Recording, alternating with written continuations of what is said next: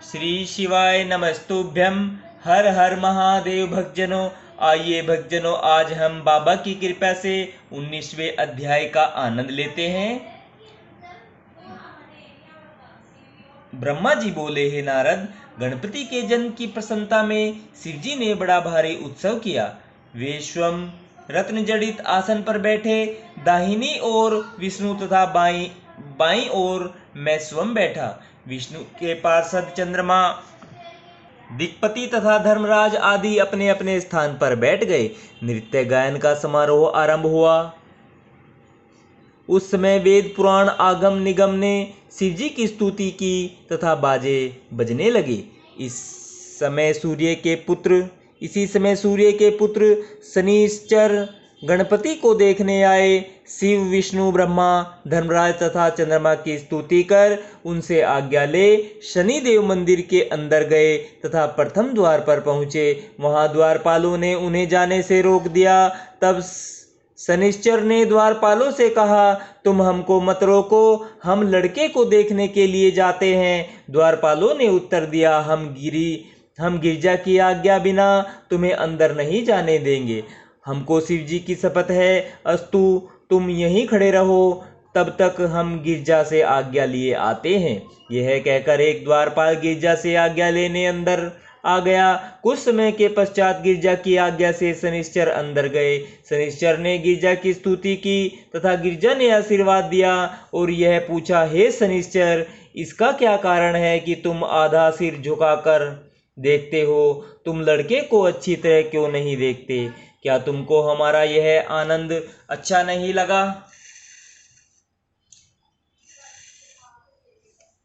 हे नारद, शनिश्चर ने गिरजा के ऐसे वचन सुनकर कहा, हे गिरजे, भाग्य अत्यंत बलवान है। सब मनुष्य संस्कार के अधीन हैं तथा शुभ अशुभ कर्म दोनों लोकों से दूर नहीं किए जा सकते।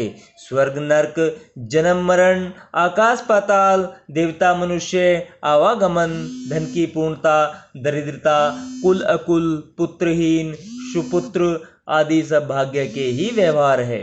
इसी प्रकार हम भी अपने भाग्य द्वारा आधे देखने वाले हो गए हैं। हम जिस कारण ऊपर दृष्टि नहीं कर सकते, उसकी कथा सुनिए। यद्यपि वह कथा इस योग्य नहीं है कि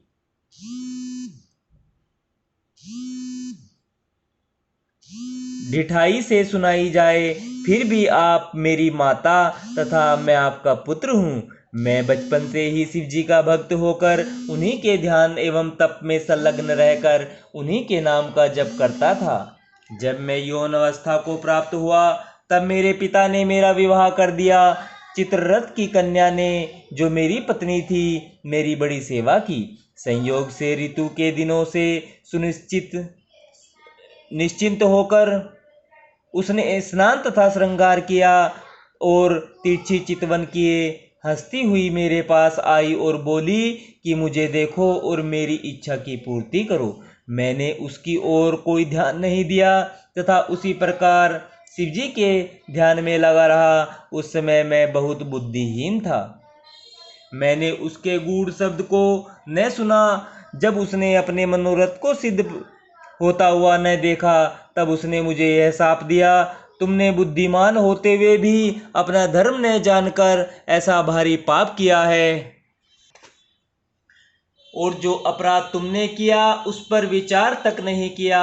इसलिए मैं तुमको शाप देती हूँ कि तुम शुभ न होंगे।